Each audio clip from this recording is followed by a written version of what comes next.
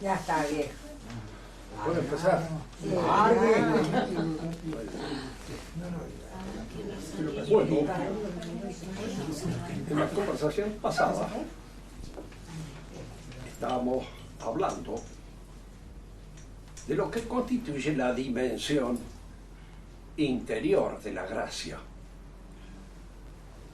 La gracia transforma al hombre, lo hace un hombre nuevo. Ahora, en esta afirmación hay que hacer parte de relatividad. Es decir, la gracia se introduce en el dinamismo específico del hombre, fundamentalmente en su inteligencia y en su voluntad. Y desde allí opera una transformación del viejo Adán en el nuevo Adán, que es Cristo.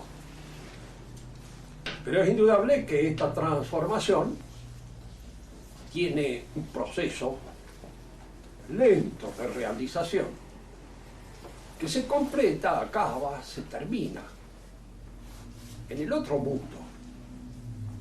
Allí se concluye esa obra total de la transfiguración de nuestra naturaleza. Aquí se incoa, pero rara vez alcanza aquí esa perfección que tienen los santos, y solamente se da, diríamos, en esa forma imperfecta en que se dan los pecadores.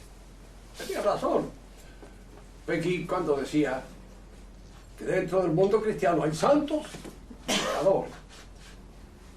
El pecador que sabe que lo es, y que al saber que lo es, lucha precisamente contra esos desfallecimientos de su naturaleza, apoyado en la gracia, en esta fuerza sobrenatural que en él existe. Y mientras existe y vive, existe la posibilidad de esa defensa. Para transformar la sociedad, para transformar el orden social, inevitablemente es necesario comenzar por esta situación, por el dinamismo interior del hombre. Nadie transforma la sociedad por decreto, ni se transforma la sociedad, diríamos así, obrando pura y exclusivamente en el orden político, en el orden económico o en cualquiera de esos otros órdenes. Hay que empezar por la conquista intrínseca del hombre, por instalar en la interioridad misma del ser humano ese tribunal insobornable, esa presencia en el sentido cabal del término, que es la presencia de Dios, que tiene un trabajo muy lindo sobre la presencia y la inmortalidad. Es este escritor cristiano francés, Marcel de Cortenot, el otro, ¿cómo es que se llama? Bueno, ya me va a salir en un momento determinado porque es muy conocido, que ha escrito un libro precisamente sobre la presencia, donde él establece esta diferencia.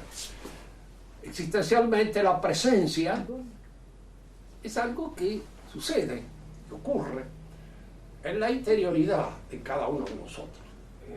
Yo puedo estar presente frente a una persona y no estar muy presente. Y otra persona que no está presente en este momento, estarme mucho más presente que esa otra que está con su presencia física frente a mí. Porque la tengo constantemente en el pensamiento, y en la medida en que lo tengo en el pensamiento, acompaña el curso mismo de este pensamiento que desarrollo. Decimos entonces que esto constituye una presencia, y la presencia de Cristo en el pensamiento del cristiano es una presencia constante que se da en él, y frente a la cual el hombre va corrigiendo sus defectos, corrigiendo sus errores, arrimándose a esa imagen de perfección que le sirve constantemente de causa ejemplar. Para poder transformar la sociedad, para poder, diríamos, constituir una civilización nueva, era necesario inevitablemente penetrar en este dinamismo específico del hombre, transformarlo, cambiar su inteligencia, proponiéndole un horizonte que no es ya el horizonte en el cual se realiza la inteligencia natural, y transformar la voluntad creando una esperanza que va mucho más allá de las expectativas puramente humanas que constituyen eso que los hombres suelen llamar también esperanza, pero que no lo son en el sentido cabal y completo del término. En español no hay más que la palabra esperanza para indicar tanto las expectativas como la esperanza teologal.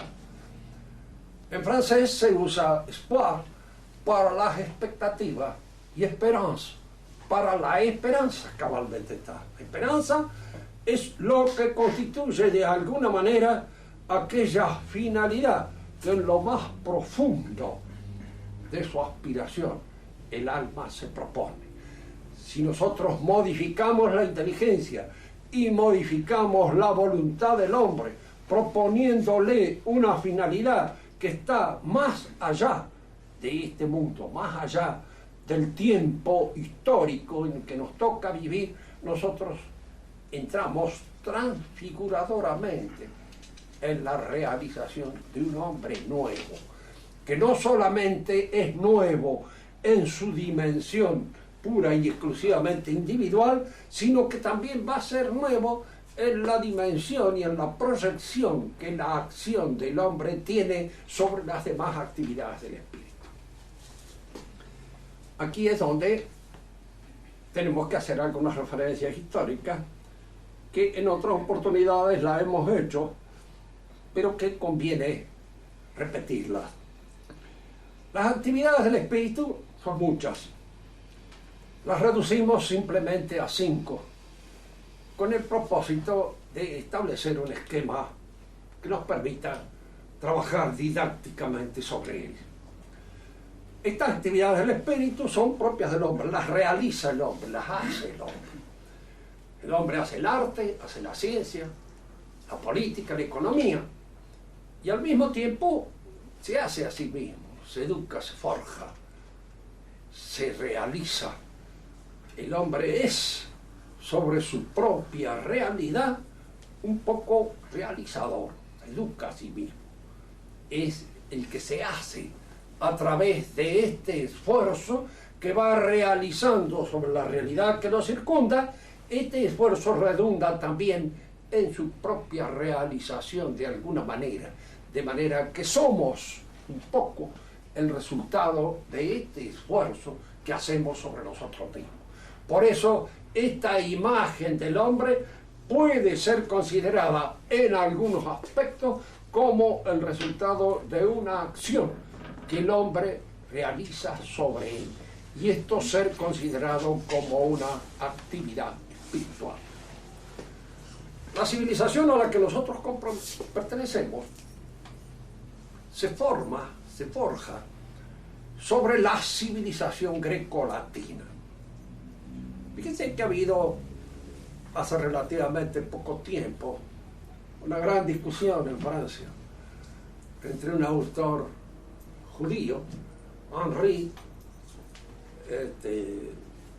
Lévy, y un autor de origen católico, pero que ha perdido la fe, se ha convertido en una especie de neopagano, que se llama Alain de Benoist, que es el autor de una serie de libros, uno de estos, Cómo hacerse pagano. Se llama el libro en el cual él discute con Lévy. Lévy es el representante del pensamiento judaico más tradicional y Benoist del pensamiento pagano. Indudablemente hay entre estos dos algunas pequeñas cosas que conviene señalar antes de seguir adelante. Primero, que Lévy no es un judío del Antiguo Testamento, es un judío moderno, que de alguna manera está, diríamos, examinando el Antiguo Testamento, la ley mosaica, con los ojos de un hombre moderno, de un universitario francés de esta época. Es decir, no ve todo este aspecto religioso que en el mundo judío tuvo su vigor, su fuerza, su vida, con la misma fe con que pudo haber sido visto por un hombre perteneciente a ese mundo, en otro tiempo, en otra época. Y Alain de Benoist ve el mundo pagano igual, con los ojos de un universitario francés. Nada más que este universitario francés toma como modelo el mundo judío tal como él se lo imagina y lo interpreta, y este otro universitario francés toma el mundo pagano también como un modelo tal como él se lo imagina y lo interpreta, teniendo en cuenta que ambos imaginan e interpretan desde una posición tremendamente racionalista típica de nuestra época. Para Alain de Benoist, el cristianismo es judío, y precisamente el de nuestros, de alguna manera, su actitud anticristiana y filopagana nace precisamente de que el cristianismo es judío y pertenece por ende a una civilización que no es la civilización occidental, de raíz cruda y fundamentalmente romano-helenística, es decir, fundamentalmente para él pagana. Henri Lévy en eso está de acuerdo con él. Para él, con la diferencia esta, el cristianismo no es judío. Para él, el cristianismo es helenístico, pagano, de alguna manera, y no judío. Porque él ve en el cristianismo aspectos que indudablemente el judaísmo rechaza como no perteneciente a la índole propia de la manera de pensar que es propia del Israel, tal como la concibe Henri Lévy. Fíjense que esto es lo curioso. Ver en ambos la civilización que brota del cristianismo como si fuera el resultado fundamental de una actividad pura y exclusivamente humana. Son resultados de la actividad pura y exclusivamente humana, el arte, la política, la ciencia, la economía y, en alguna medida, esta imagen que el hombre construye de su propia realidad a través de la cultura y de la educación.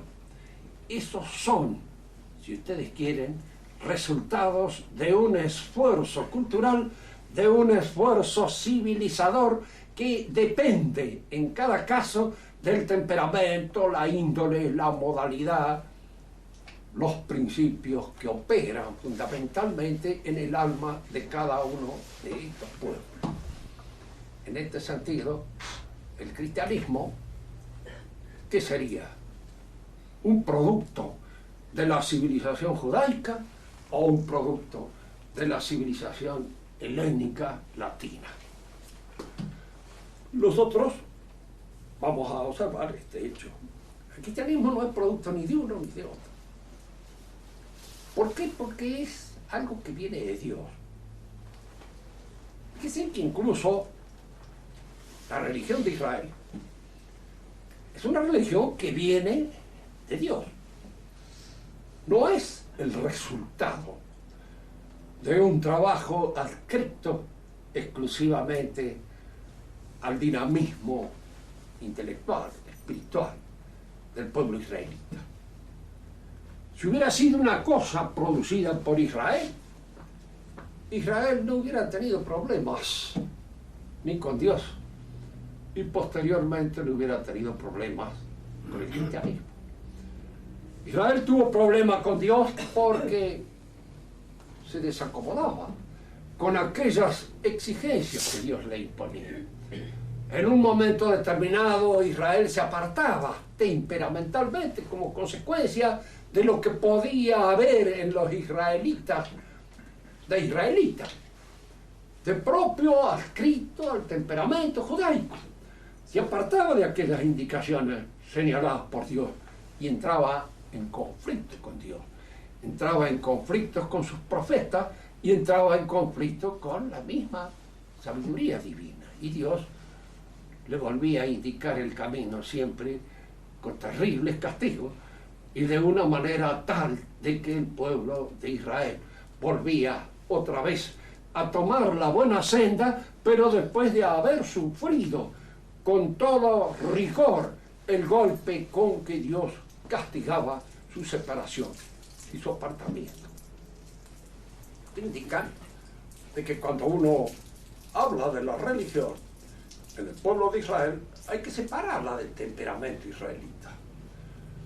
Hay cosas en los cantos religiosos, hay cosas en los himnos, hay cosas en la Sagrada Escritura misma que son definitivamente atribuibles al temperamento de los escritores, de los agiógrafos que actuaron, diríamos, realizando esos libros bajo la inspiración divina.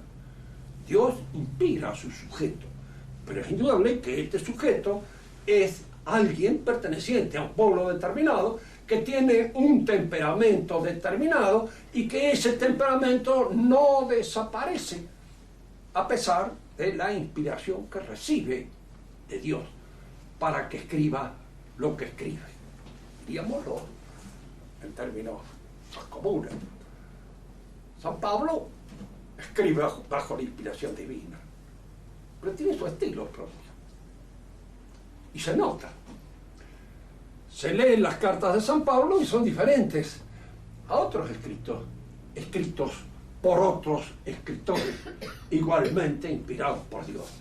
Es decir, hay algo en las cartas de San Pablo que traducen el temperamento propio de él, su modalidad, sus características, sus gustos, sus inclinaciones e incluso en alguna medida también lo que podríamos llamar su preparación, su formación, está traducida allí a través del estilo. Creo que fue Buffon el que dijo que el estilo es el hombre. Y de alguna manera esto es un indicio claro de que a través del estilo mismo, en su manera de escribir, se traduce el temperamento de un hombre y junto con él el temperamento del pueblo al que ese hombre pertenece. Los agiógrafos judíos, los agiógrafos israelitas, al escribir ciertas cosas sobre Dios, no dejaban de traducir lo que constituía en propiedad mucho de su temperamento. Pero una cosa es lo que es del temperamento israelita, producto del temperamento israelita, y otro es lo que viene de Dios, que es el conocimiento, la sabiduría que ellos transportan, y que esa sabiduría que ellos transportan no es fabricado, no es el producto del pueblo de Israel, sino que es producto de la revelación divina. Cuando nosotros examinamos la cultura de Israel, no tal como aparece en el pueblo de Israel actual, mucho menos. El pueblo de Israel actual es un producto del israelismo tradicional, pero es también un producto de las universidades occidentales en las cuales la mayor parte de los judíos se han formado y han estado, diríamos de alguna manera, intelectualmente comprometidos. De manera que el pueblo de Israel actual es una cosa y el israelita de la época del Antiguo Testamento es otra. La sociedad que formaban los israelitas en el Antiguo Testamento era una sociedad fundamentalmente sacramental. Vamos a explicar lo que entendemos por esto. Y vamos a ver posteriormente cómo el cristianismo no repite esta figura de una sociedad sacramental.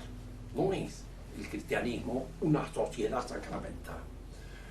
Una sociedad sacramental es aquella sociedad en la que todas las actividades del espíritu, la idea que el hombre tiene de sí, el arte, la economía, la política y la ciencia, obedecen a criterios fundamentalmente religiosos. Los criterios que rigen estas actividades son criterios religiosos, impuestos por la religión. diríamoslo, para ilustrar mejor esta idea.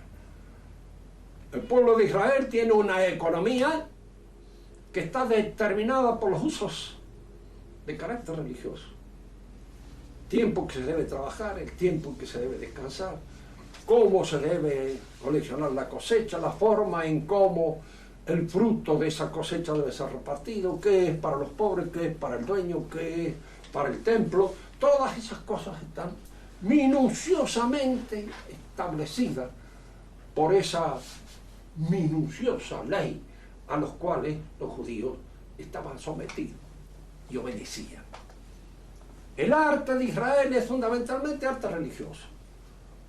Son los cantos, son los himnos, son, diríamos, todas esas obras que nosotros podemos leer en la Biblia misma, más los cantos que pueden ser conocidos porque todavía se mantienen en las tradiciones israelitas y en los cantos que se cantan en la sinagoga, y no aparecen otras cosas. Por ejemplo, la plástica, está prohibido por la religión el ejercicio de la plástica, y los israelitas no tuvieron plástica. Tuvieron himnos religiosos, tuvieron templos, es cierto, y este templo estaba determinado también. Basta leer a veces toda la minuciosidad con que están establecidos los modelos que van a regirse para la constitución del templo. Todo esto aparece como una cosa emanada de Dios. Y desde el punto de vista político, Israel, hasta la formación de la monarquía, es un pueblo teocrático. Esta es una palabra que se suele usar, y yo la he leído hace relativamente poco en un libro escrito por un francés que se llama Marcel Paquot, donde habla de la teocracia medieval. No hubo nunca en el cristianismo teocracia. La teocracia, si nosotros vamos a tomar la palabra en su verdadero sentido, es el gobierno directo de Dios. Dios gobierna a un pueblo a través del profeta, de aquel que lo interpreta y que anuncia al pueblo lo que ha de hacerse y lo que no ha de hacerse. Esto sucede con el pueblo de Israel a través de Moisés, y en continuación todos los otros sucesores de Moisés que actúan también proféticamente sobre su pueblo. Si ha existido en el mundo una teocracia cabal, esa es la del pueblo de Israel, no es de otro. En otros lugares puede aparecer lo que podríamos llamar nosotros una sacerdocracia, es decir, un gobierno de los sacerdotes, pero que sea cabal y exclusivamente teocracia, no. Ese es un fenómeno que se da en Israel, porque la política israelita es una política que está dependiendo directamente del Dios que inspira a su profeta, y dicen las cosas que han de hacerse y se hacen con el criterio divino, porque Israel es una comunidad sacerdotal, una comunidad religiosa que tiene como objetivo el mantenimiento de una presencia, de una esperanza, el advenimiento del Mesías que ha de surgir de ese pueblo. Desde el punto de mira del arte, ya hemos visto, la economía también, la ciencia en Israel es el conocimiento de la escritura, es el conocimiento de la Torah, de la ley. Tanto que incluso este conocimiento de la ley se cinde en el curso de la historia israelita en dos aspectos: un conocimiento que es exotérico, hacia afuera, diríamos en términos más chabacanos, el conocimiento que es para el sonsaje, y el conocimiento que es pura y exclusivamente esotérico, para los iniciados, que es lo que va a dar nacimiento en el mundo de Israel a la Cábala. Hay sobre esto discusión.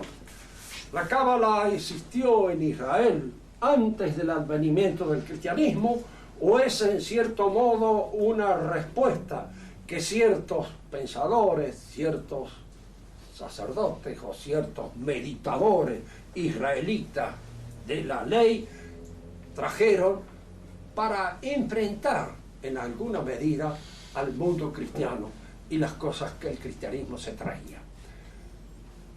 Me inclino a creer de que es este segundo el verdadero sentido, es decir, que la Cábala nace en Israel como una respuesta al cristianismo, como una respuesta que da a Israel contra el cristianismo, se me ocurre.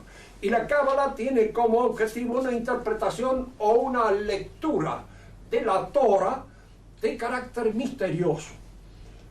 Ustedes deben saber que la lengua hebrea, la forma de escribir, es a la vez la forma de numerar, así como en latín mismo.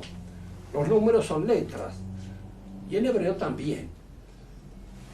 La lectura de estos números y la interpretación que cada palabra tiene como consecuencia de que cada palabra es un número, da esta interpretación misteriosa de la Torah que los cabalistas manejan y que transmiten a aquellos alumnos que con ellos constituyen una escuela misteriosa, aislada, selecta, minoritaria y en alguna medida también esotérica. Fíjense que en el mundo de Israel el cabalismo no es aceptado por la religión oficial. La religión oficial propia de los rabinos está en contra de la Cábala y está en contra de estas cuestiones cabalísticas, como no es aceptado la gnosis, que es la parte esotérica dentro del mundo cristiano, por la Iglesia. La Iglesia siempre rechazó el gnosticismo como herético y como opuesto a la enseñanza de la Iglesia, de manera que en el cristianismo también hubo la intención de convertir la enseñanza de Cristo en una enseñanza para iniciados, en una enseñanza esotérica que solo un grupo de iniciados conocía y tenía la auténtica y verdadera interpretación. Todavía anda por ahí el libro escrito por Shiré, que se llama Los Grandes Iniciados, en los cuales él da precisamente esta interpretación gnóstica, cabalística, si ustedes quieren, tal vez contagiada por la cábala judía del cristianismo. Lo que importa destacar acá es que toda la ciencia hebrea era un conocimiento de la Sagrada Escritura. El hombre de ciencia en el mundo de Israel era el doctor de la ley, era el hombre que conocía la ley. Si existían algunos otros tipos de ciencia muy empíricas, podían existir, eran también subordinadas al saber religioso. Todas las actividades entonces del espíritu en esta religión sacral eran actividades determinadas por criterios religiosos. En el mundo helénico latino no es así. Diríamos que la economía tiende a regirse por criterios económicos, fundamentalmente. El arte tiende a regirse por criterios artísticos. Ahora es lógico que el artista, que es un creyente, pagano o cristiano, de alguna manera a esos criterios los acomoda, los armoniza, los equilibra con su fe. Y el arte que produce es un arte que traduce, en algún modo, la inspiración religiosa que lo anima. La ciencia en el mundo greco, helenístico y latino también es y se rige por criterios racionales, científicos. Ya vamos a explicar de qué manera hay una diferencia bastante grande en el concepto de ciencia que tenían los helenos, los griegos, y el concepto de ciencia que posteriormente se impone en el mundo moderno, como consecuencia del advenimiento de ese tipo de conocimiento experimental, que no es que no haya existido en la Iglesia, pero no se le daba una importancia fundamental como se le da dentro de nuestra civilización. Pero de hecho la ciencia tiene su autonomía, y esta autonomía la manifiesta buscando sus propósitos, sus objetivos, su conocimiento de acuerdo con criterios que surgen de la ciencia misma, de ese saber. Y la política también, en el mundo helenístico y en el mundo romano, obedece a criterios que son fundamentalmente políticos, aun cuando se encuentra en el mundo pagano subordinada a la religión, a la pax deorum. De hecho, en política se obra o se actúa acomodándose a las exigencias de la circunstancia, a las exigencias del momento, y no procediendo de una forma hierática y siguiendo una ley impuesta por Dios de una vez para siempre. Cosas no aparecen de ninguna manera. Y lo mismo podríamos decir de la idea del hombre. Entre los israelitas, la idea del hombre estaba inspirada en la religión. El hombre era Isicero, que debía en todas sus actividades acomodarse a las prescripciones minuciosísimas de la ley. Toda la vida de él estaba impuesta y regida por la ley. Algo parecido sucede con el romano, de alguna manera. El que hasta para salir de la casa con el pie derecho y no con el pie izquierdo era de alguna manera una incitación de tipo litúrgico, casi un rito, y respondía a un rito todas las acciones fundamentales que dirigían la vida cotidiana, la vida común. Comer era un rito, por supuesto todas las relaciones que son fundamentales en la vida del hombre obedecían de alguna manera a una liturgia de tipo religioso que se imponía en esa acción y en ese actuar. El mundo cristiano se va a fundar sobre el helenismo latino. Sobre el helenismo en general, en primer lugar, porque los dos idiomas que adoptó la Iglesia al principio fueron el griego y el latín. Posteriormente fue prefiriendo el latín y el griego, y ya hemos dicho en más de una oportunidad cuál es la razón de esta preferencia. De los dos idiomas, posiblemente el más rico en matices, el más difícil al mismo tiempo de manejar bien, con exactitud, es el griego. Pero el más preciso, el más riguroso, el que se atiene más justamente a decir lo que se puede decir, es el idioma latino. En primer lugar, porque es idioma de jurisconsulto. Y entonces es conveniente siempre en lo que podemos llamar los productos del obrar del jurisconsulto, que sean cortos, precisos y sin ambigüedad.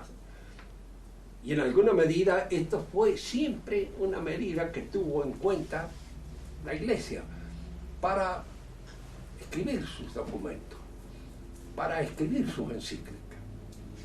Medida que recién hace relativamente pocos años ha sido dejada de lado, para dar lugar a una cierta garrulería o charlatanería ambigua.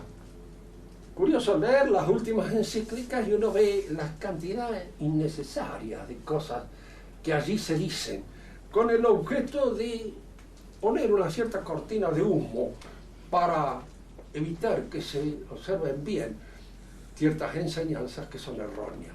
Siempre las encíclicas papales han sido precisas, cortas, contundentes y en lo posible nada ambiguas. Decimos entonces que la lengua latina fue preferida a la lengua griega por esta su mayor precisión y se convirtió desde ese momento en la lengua teológica y en la lengua de la liturgia, sin desmerecer, por supuesto, porque hubo grupos cristianos que siguieron dando su liturgia en griego y que han mantenido esta relación con los griegos. Una gran parte de la Iglesia, a partir del cisma que se provoca en Bizancio, se separa y se forma de lengua griega y tiene una característica muy típica. Carece de esa precisión teológica que tiene la Iglesia latina. No la tiene. No hay entre ellos un Santo Tomás. Hay hombres de una gran inspiración religiosa. Hay grandes místicos.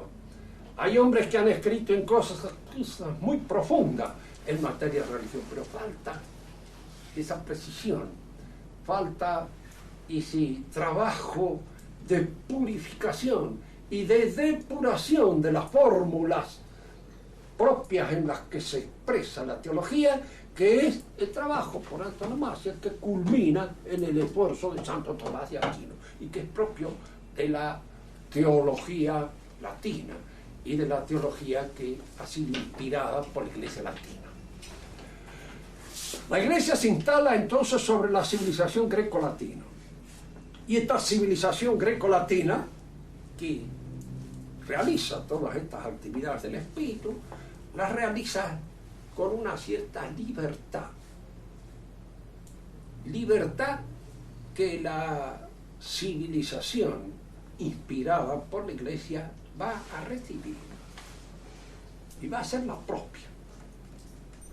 Es decir, la Iglesia no impone sus criterios puramente eclesiásticos o religiosos ni a la economía, ni a la política, ni al arte, ni a la ciencia, ni a la idea que el hombre tiene de sí mismo.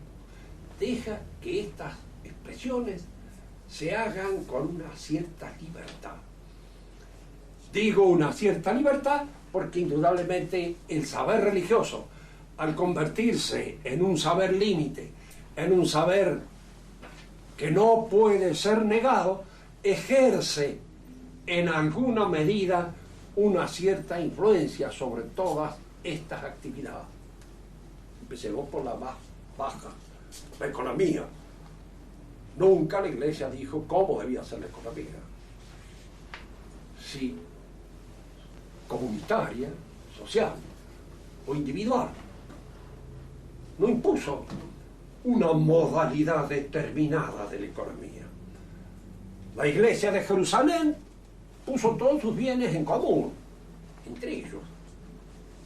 Y el resultado parece ser el que siempre resulta cuando los bienes se ponen en común, entonces se funden. Y al cabo de un cierto tiempo dependen de lo que les dan las otras iglesias. Ustedes van a leer en las cartas de San Pablo que él recoge limosna para los santos. ¿Quiénes son los santos? Los de la Iglesia de Jerusalén. ¿Y por qué hay que recoger limosna? Porque los santos se han fundido. No tienen ya absolutamente más nada. Como consecuencia de haber puesto todos sus bienes en común. ¿Por qué los pusieron a todos sus bienes en común? Tal vez esperaban el fin del mundo mucho antes de lo que en realidad el fin del mundo aconteció. Es muy probable que hubiera alguna de estas ideas un poco extrañas que a veces obran en la conciencia de los hombres e inspiran una conducta determinada. Pero la Iglesia no determinó cuál debían de ser la mejor economía. Diríamos así, queda en la discusión de cada uno de nosotros cuál debe ser. Y los criterios que han de regir la economía deben ser económicos. Una empresa no se ha de fundar, digamos, inspirándose en lo que dicen los sacerdotes, sino en lo que de alguna manera la misma economía, dinamismo, dialéctica o funcionamiento de la empresa inspira. De manera que uno debe inspirarse en eso, que es el realismo llevado, diríamos, a la formación de lo económico. En orden político, la Iglesia nunca estableció un tipo de gobierno determinado. Fíjense que puede haber preferencias, pero no imposiciones de criterio. La Iglesia misma es una monarquía que tiene una cierta aristocracia, pero es una monarquía electiva. Tiene una cierta aristocracia que a su vez es selectiva. Y luego hay un cierto acercamiento del pueblo a través de las parroquias y de los párrocos, de manera que no está desligada ni esa aristocracia ni esa monarquía de las bases que sustentan y que están constituyendo la estructura inferior de esa pirámide social.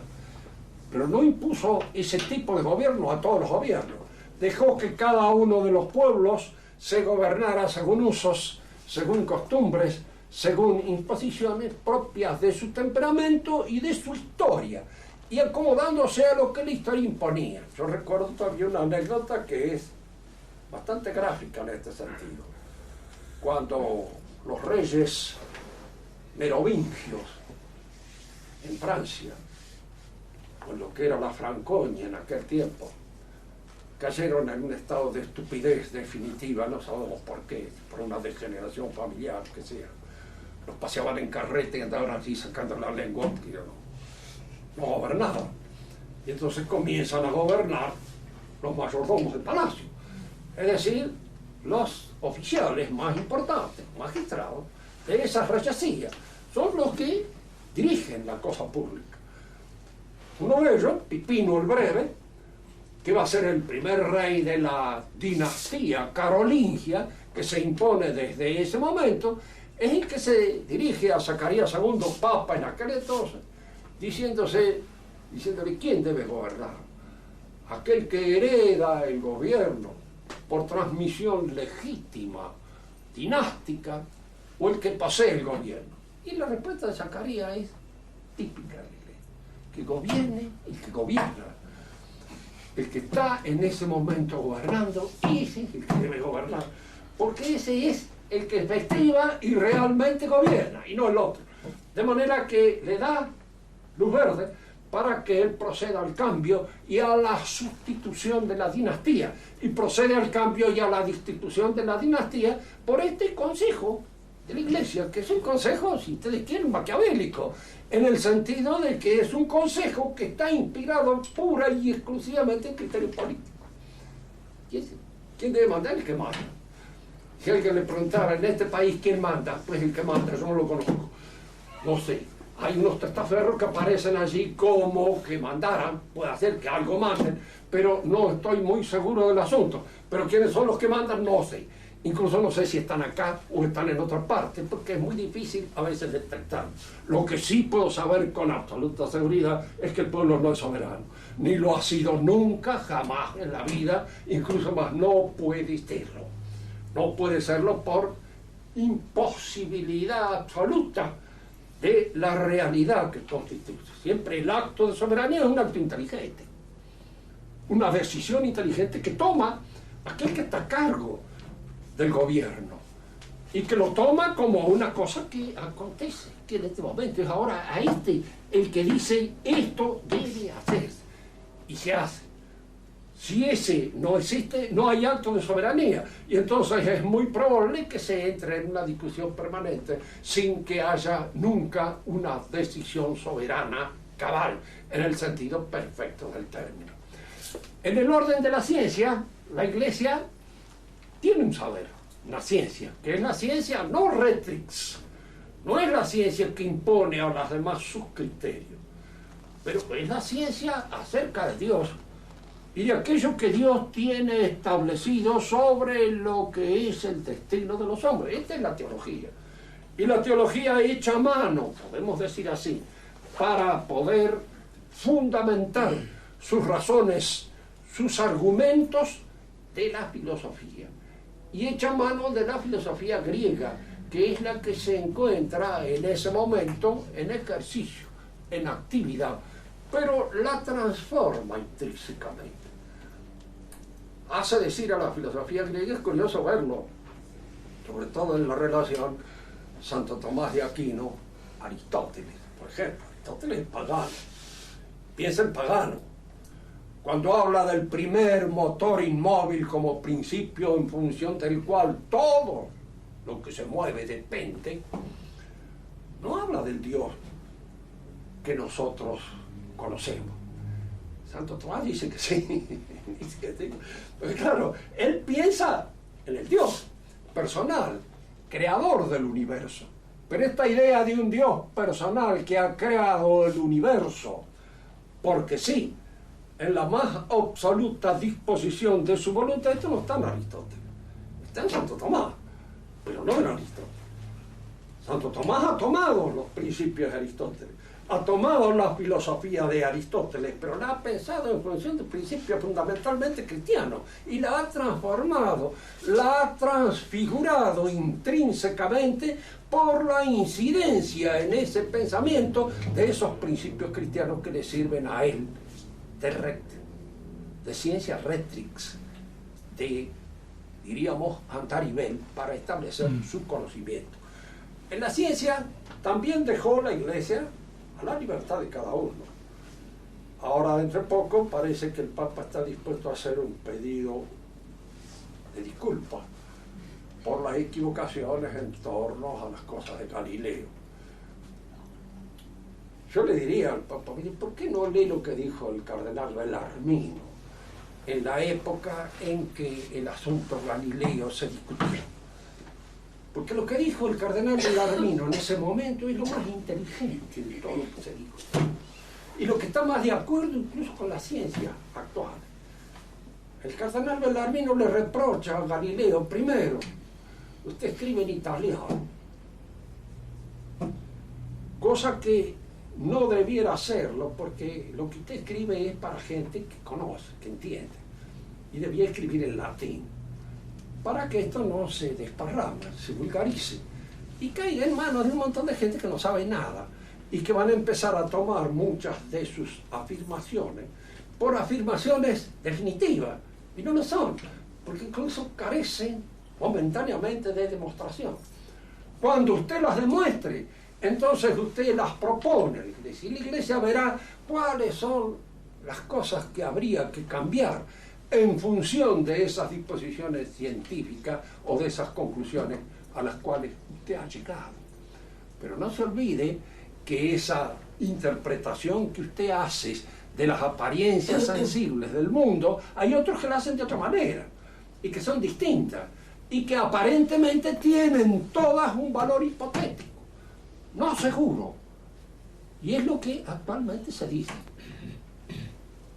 Todo lo que dijo Galileo pues está superado por lo que han dicho con posterioridad, la física de Newton, y posteriormente por la nueva física, por la teoría de la relatividad, etcétera, etcétera. De manera que todo eso que dijo Galileo es simplemente una antigualla que ha desaparecido en el mundo, y esto es lo que en alguna medida le señala el cardenal Bellarmino. Todas las actividades del espíritu, incluso la idea del hombre, pueden tener una inspiración religiosa, pero en cada una de estas actividades existe la libertad para regirse por lo que constituyen, diríamos, los criterios propios de la actividad.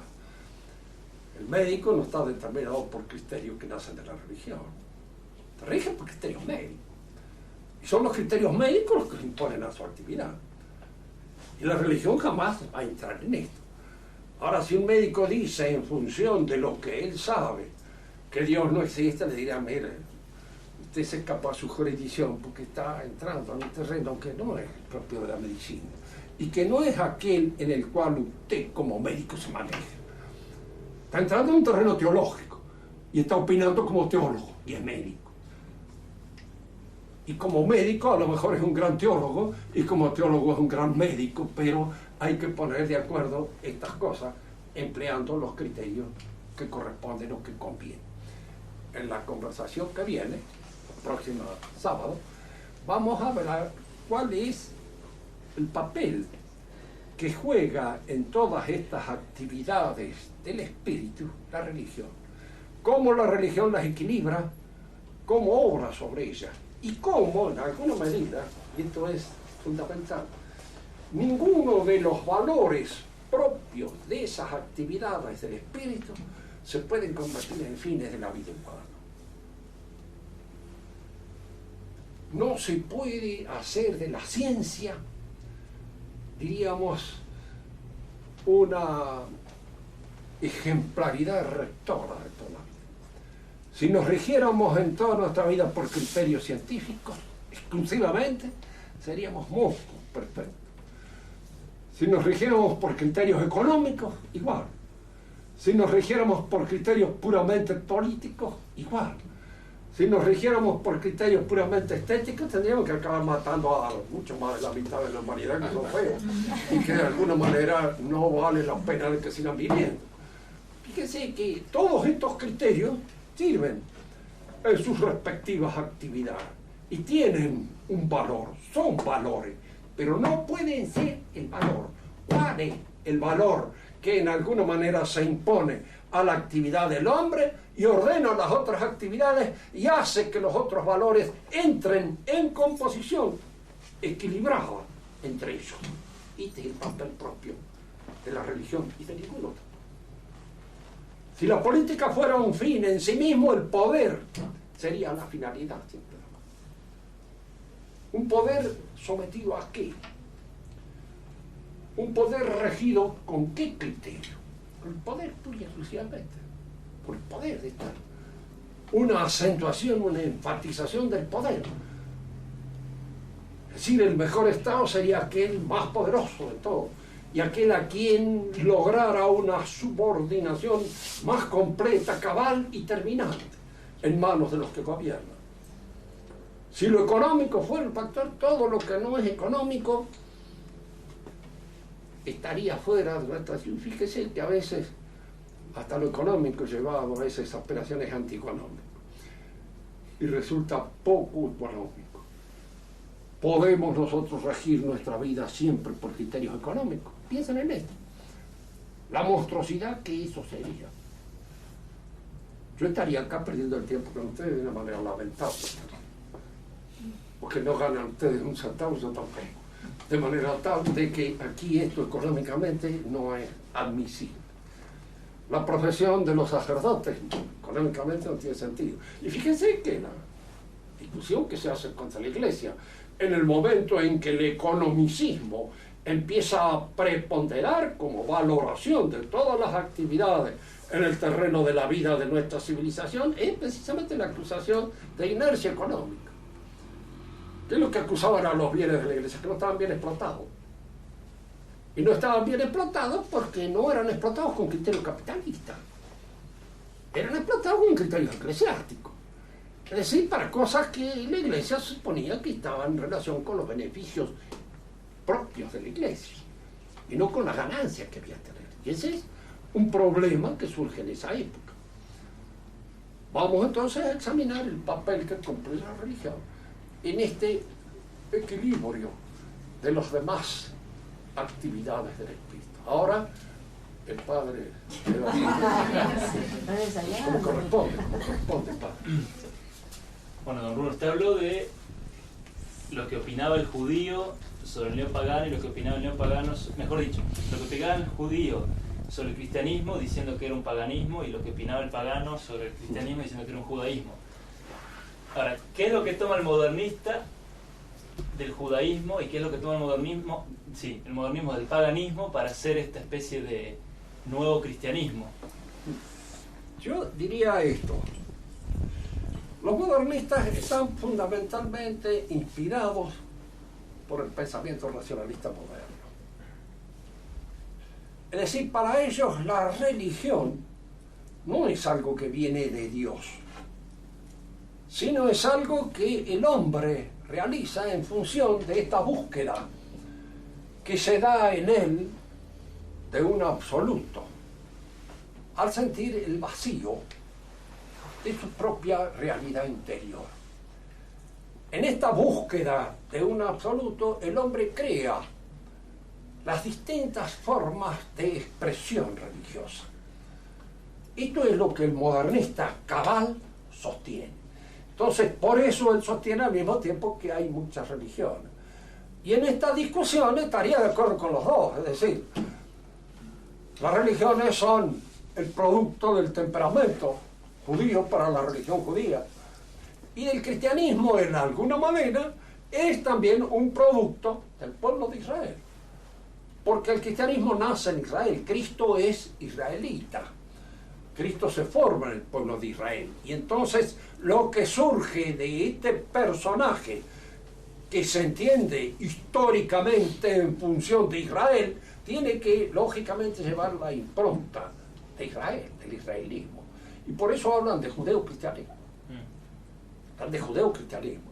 Es decir, es una fórmula, decía decir desde ya, los modernistas eluden mucho la precisión en la formulación de sus propias conclusiones.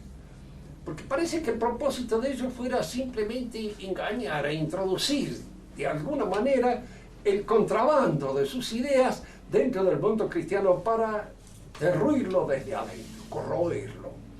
Por eso no se explican nunca de una manera taxativa y terminada. Siempre conviene leer en este sentido más a un racionalista cabal, completo. ¿Por qué te afirma No hay revelación, dice simplemente, y se acabó el problema. Entonces todas las religiones son actividades del espíritu humano, son creadas por el hombre. El hombre imagina, lo puede leer en un Feuerbach, por ejemplo, en donde está dicho, Dios es el hombre que se proyecta en su imaginación, con todas las perfecciones, y Dios no existe. Siempre, diríamos, uno se encuentra en el racionalismo con una afirmación, y el modernista es el que trata de conciliar, de alguna manera, lo inconciliable. La posición propia del racionalista con las posiciones afirmativas de la fe. Entonces trata de dar una conciliación, torciendo el sentido de una y otra cosa, haciendo decir a la fe lo que la fe no dice, haciéndole decir al racionalismo lo que el racionalismo tampoco dice. Es, diríamos así, muchos de ellos, lo que decía Renan del mismo. Con la diferencia que Renan era un hombre sincero y salió de la iglesia cuando él perdió la fe. Pero dice, a mí me gustaba llevar una vida eclesiástica. Y hay muchos que, habiendo perdido la fe, no quieren irse de la iglesia. Quieren seguir actuando en la iglesia y modificarla desde adentro, cambiarla, transformarla, hacer ver, no, en realidad, empezando, diríamos así, por cosas a veces un poco pueriles. No es que Cristo haya resucitado, pero nosotros, al creer que ha resucitado, le damos en nuestra alma una proyección efectiva de resurrección. Para nosotros resucitó. Y entonces esto es el símbolo de esta resurrección que tenemos cuando descubrimos que Cristo nos resucitó. Y eso nos va a cambiar a nosotros. Nos va a hacer, en cierto modo, dejar aquello que nos gustaba por aceptar precisamente lo que Cristo nos invita a aceptar.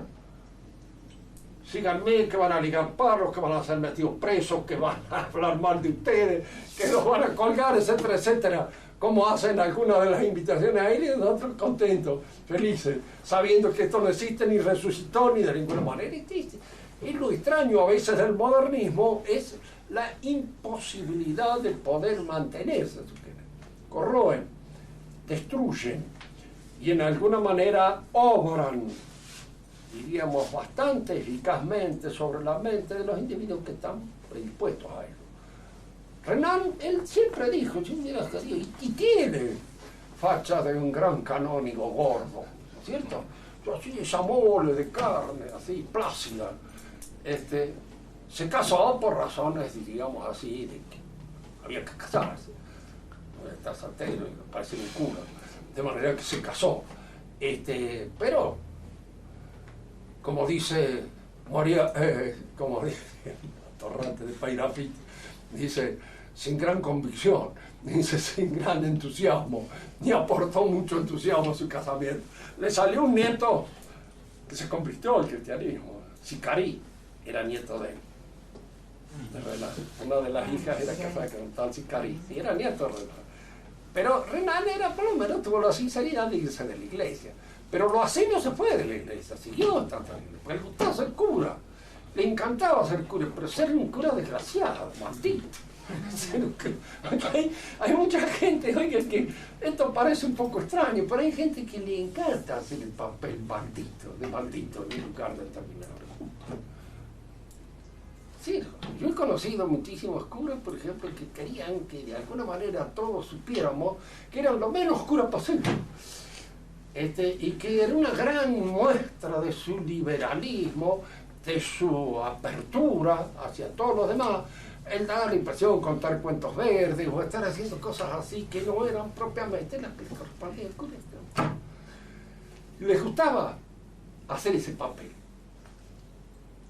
Yo me acuerdo siempre de un mercenario que había en el liceo militar, y que los chicos que estaban en la primera promoción del liceo militar, Urrutigoiti, entre ellos el padre de Carlito, me decía, háblenos un poco de esto, porque tenemos un cura que patea en contra.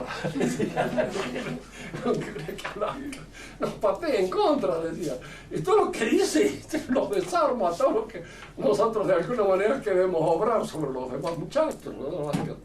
Nos obligaban a hablar porque el cura pateaba en contra. Y yo le digo, ¿para qué diablo? Y uno la pregunta era así, ¿por qué sigue el cura?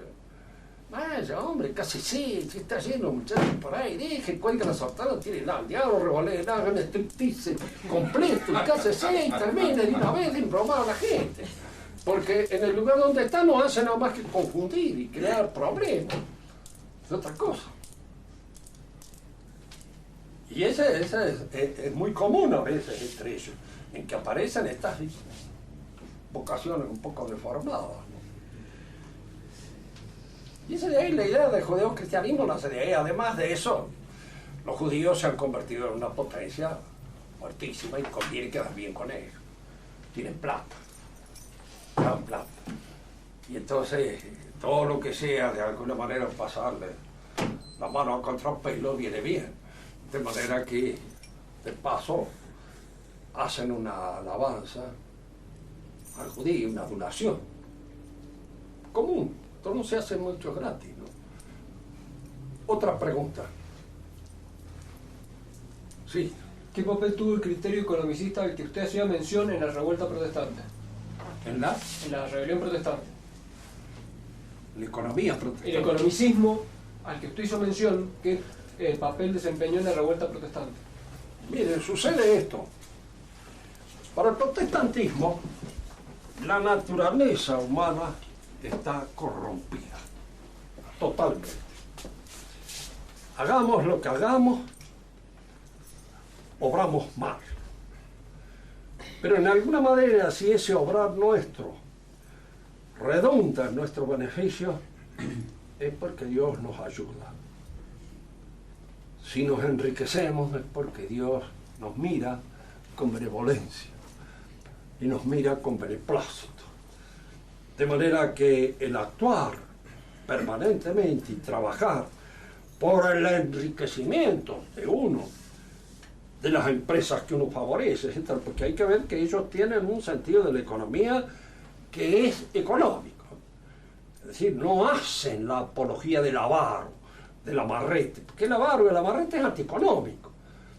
El avaro a los gallegos, por ejemplo, es un desgraciado, un estornado, un enemigo de la economía, el que acapara plata, la esconde, la guarda, y la tiene allí para especie de regocijo que le da esa cierta seguridad a los bienes que se le amontonan allí. No, el avaro, el hombre que tiene codicia en el protestantismo, lo hace con un sentido capitalista, para hacer progresar la sociedad, y de alguna manera ser él un factor de ese progreso. Y en la medida en que él es factor de ese progreso, él es un hombre que está bien visto por Dios. La forma como Dios manifiesta su predilección o su preferencia por el hombre es esa. Esto estaba en alguna medida en el pueblo de Israel, pero estaba al mismo tiempo combatido. El libro de Job es un libro que está especialmente escrito para combatir esta mentalidad. Y cuando todos aquellos se le parecen a Job, ¿qué es lo que habrá hecho Job que anda tan enromado, pobrecito? Se ha enfermado, le pasa esto, le pasa el otro, etc. Algo malo de haber hecho, que Dios no lo favorece. Y entonces Job dice que no, mira, estaba bien, no había obrado mal, de ninguna manera. Es que Dios lo prueba con esas pruebas